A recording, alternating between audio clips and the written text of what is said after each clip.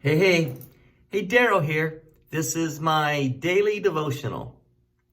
Understanding the customs of the passage of scripture that you are studying is imperative in understanding that passage. This passage in Ruth chapter 3 would make no sense in our modern customs in the United States.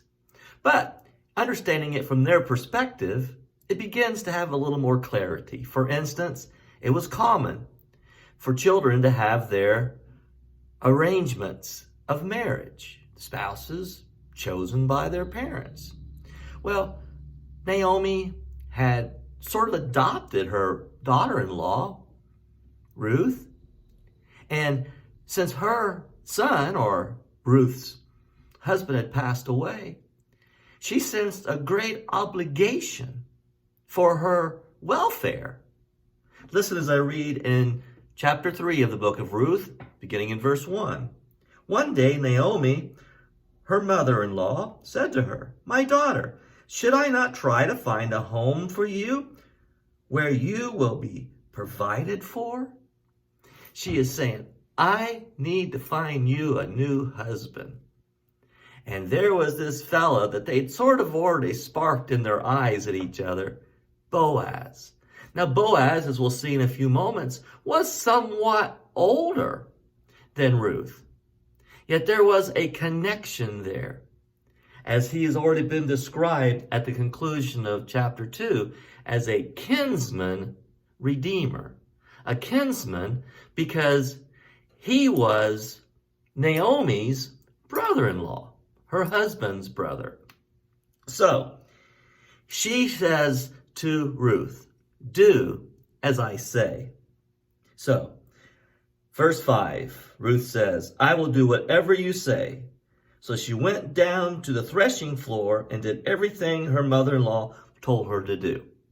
Now, what she says to do is odd from our perspective, but it was a custom at that time that if you slept at a man's feet, you were requesting his protection. And that's exactly what she did. At verse 7, Boaz had finished eating, he finished drinking, he was in good spirits. He went over to lie down at the far end of the grain pile. Ruth approached quietly, uncovered his feet, and lay down. In the middle of the night, something startled the man, and he turned and discovered a woman laying at his feet. "Who are you?" he asked. "I am your servant Ruth," she said. "Spread the corner of your garment over me, since you are a kinsman redeemer." That phrase, "spread the corner of your garment over me," was requesting protection. Since you are a kinsman redeemer, kinsman related to her father-in-law who had passed away, you are a kinsman redeemer. So, he had, by their custom, an obligation for her welfare. Verse 10, "The Lord bless you, my daughter," he replied. "This kindness is greater than that which you showed earlier. You have not run after the younger men, whether rich or poor. And now, my daughter, don't be afraid. I will do for you all you ask. All my fellow townsmen will know that you are a woman of noble character. Although it is true that I am near of kin, there is a kinsman redeemer nearer than I." Here he's making reference to the Lord. Listen to what he says. Listen how he describes the Lord's care. "Even though I'm a kinsman of yours, there is a kinsman redeemer nearer than I. Stay here for the night, and in the morning, if he wants to redeem, good, let him redeem. But if he is not willing, as surely as the Lord lives, I will do it. Lie here until morning."